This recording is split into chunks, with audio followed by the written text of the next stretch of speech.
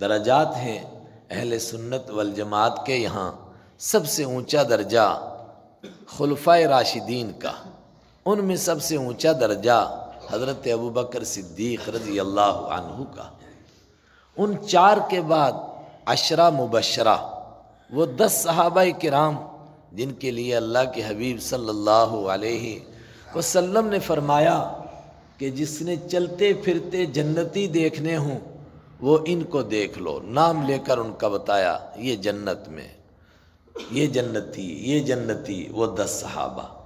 ان کے بعد کن کا مرتبہ ہے؟ فرمایا وہ صحابہ کرام جو غزوہ بدر میں شریک تھے۔ کوئی آسان کام تھا غزوہ بدر؟ 313 لوگ نہتے، ہے ہی کچھ نہیں، کیونکہ وہ تو لڑنے گئے نہیں تھے۔ 8 تلواریں، 6 زرہیں، 2 گھوڑے، یہ کوئی جنگ کا سامان ہے؟ 1000 فوج ہتھیاروں میں ڈوبی ہوئی، پوری جنگی تیاری کے ساتھ۔ اللہ نے فرمایا میں ایسے ہی چاہتا ہوں تم خالی ہاتھ جاؤ، وہ پوری طاقت کے ساتھ آئیں تاکہ لوگوں کو پتہ چلے کہ اللہ تمہارے ساتھ ہے، اور قیامت تک ایمان والے بھی سمجھ جائیں کہ مسئلہ صرف اتنا ہے کہ اللہ کس کے ساتھ ہے۔ تو یہ 313 لوگ اللہ کے بھروسے پر جان ہتھیلی پر رکھ کر چلے گئے۔ 10 مبشرہ کے بعد ان کا نمبر ہے 313، جن میں سے 14 تو شہید ہو گئے اور 299 دنیا میں باقی رہے۔ اس کے بعد نمبر ہے کن کا؟ جو غزوہ خندق میں شریک تھے۔ ہائے ہائے، وہ بھی کیسا غزوہ تھا! پورا عرب قسم کھا کر کے آیا تھا کہ آج دنیا میں کسی کلمہ پڑھنے والے کا نام زندہ نہیں چھوڑیں گے۔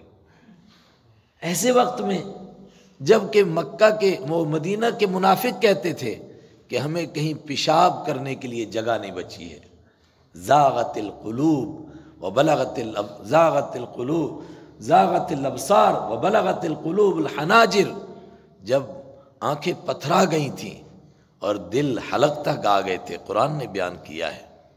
اس غزوے میں جو پہاڑ بن کر کے کھڑے رہے ان کا نمبر۔ اس کے بعد کن کا نمبر؟ فرمایا وہ 1400 صحابہ یا 1500، چونکہ روایت میں اختلاف ہے، جنہوں نے صلح حدیبیہ کے موقع پر حضرت رحمت عالم صلی اللہ علیہ وسلم کے ہاتھ پر بیعت کی، احرام کا کپڑا باندھ کر کے آئے تھے، جنگ کرنے تو نہیں آئے تھے۔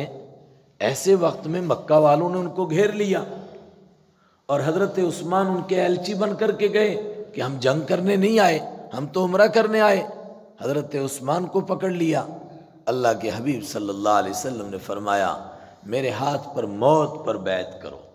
یہ بحث ہے، امام بخاری نے اس کو چھیڑا کہ بیعت کن الفاظ پر تھی؟